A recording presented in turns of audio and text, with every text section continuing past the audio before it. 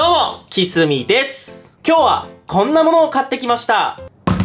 こちらは、チキンくんです。皆さん、このおもちゃ知ってますか？ドンキホーテとかに売ってるんですけど、こいつの腹を思いっきり押すと、っていうようなふざけた声を出すおもちゃです。こいつ結構面白い声出すんですよね。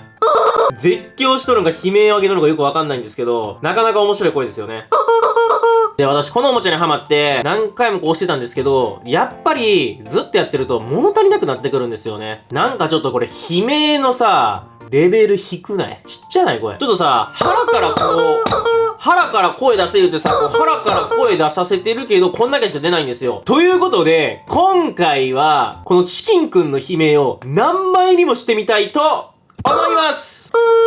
よろしくお願いします。はい、今回どうやって声を大きくするかというと、見てください。もうめっちゃシンプルですよね。このチキンくんのくちばしをバカでかいメガホンみたいな形にすることによって、チキンくんにこう、バワーって腹パンした時に、こいつが、つって、バリでかい声出すんじゃないかなと思いました。ということで、早速 3D プリンターで作っていきたいと思います。それではメガホンを作っていきます。開始をチキンの口の大きさにして、終わりをバカでかく広げています。なんかメガホンっていうより造語やな、これ。印刷プレビューです。7時間43分かかります。さあもう完璧に造語みたいな形になってしまいましたが、果たしてこれはうまく機能するのでしょうか？意外と大きいサイズなんで、これはうまくいってほしい。じゃあ、印刷していこっか！ということで、完成しました。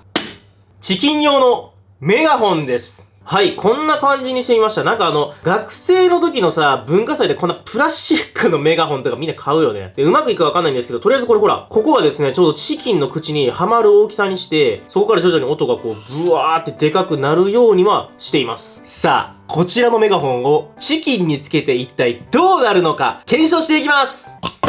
はい、それではチキンを用意しました。チキンのここですね。この口の部分に先ほどのパーツを埋め込みます。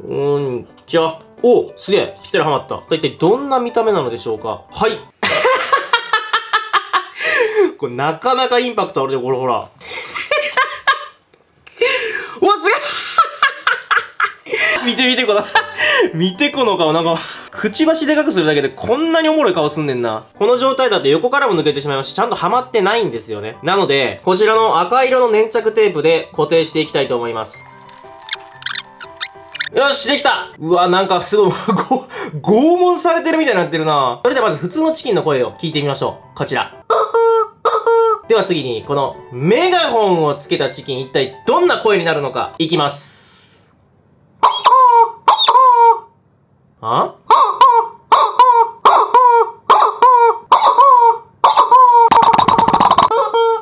で、これつけると。ちょっとだけでかくなってる。はい、ということで皆さん今回の動画いかがだったでしょうか？今回はチキンのくちばしをメガホンに変えることでどれぐらい音がでかくなるのかという検証でした。よければチャンネル登録と高評価よろしくお願いいたします。じゃあ、またね。